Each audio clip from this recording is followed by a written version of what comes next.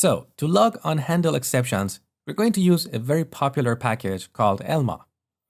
In Package Manager console, install package Elma.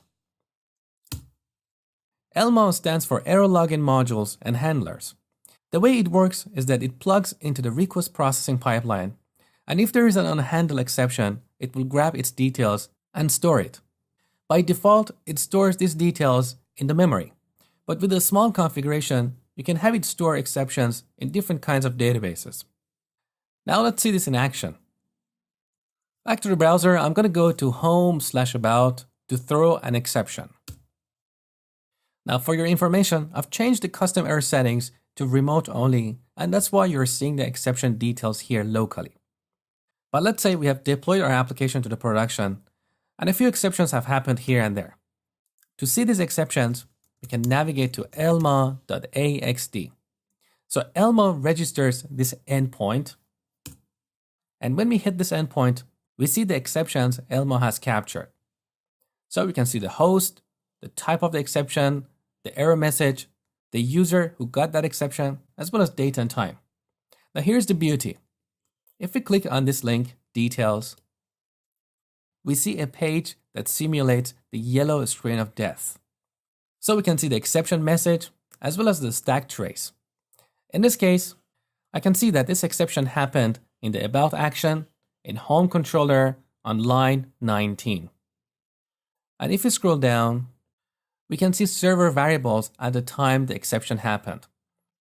So all this data help us troubleshoot the problem.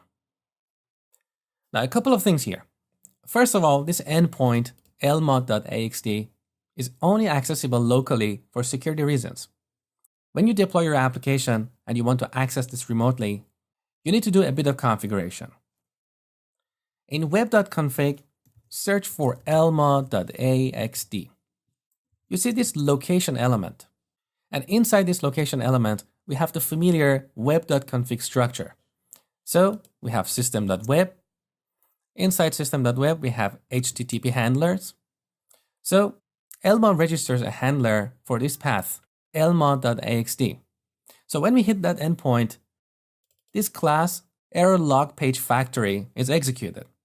This class is essentially an HTTP handler, and it's similar to an action in MVC. But unlike an action, it's not part of a framework. It's a class with one method that gets the request and returns a response. And it's a very low-level way of processing requests. And these days, having frameworks like MVC, you don't really need to create HTTP handlers unless you want to create a framework. So moving on, we have this section, authorization. I'm going to take this out of the comment. Now with this code, we are authorizing anyone who is in the admin role to access this endpoint. And we are denying all other users. We can also change this to users. So if there are specific users who can access that endpoint, we can add them here. For example, admin@vidly.com, comma, other users. Now, when we save web.config, our web application is restarted. And because by default, Elma stores exception details in memory, our log will be cleared. So when we get back here, look, there are no exceptions. So have a look at the Elma documentation to find the configuration you need to add to store the exception details in SQL Server. Elma also has a few other useful features. For example, you can configure it to send emails when it logs exceptions. But I leave all this to you as additional reading. So remember Elma? Use it, it's a great tool.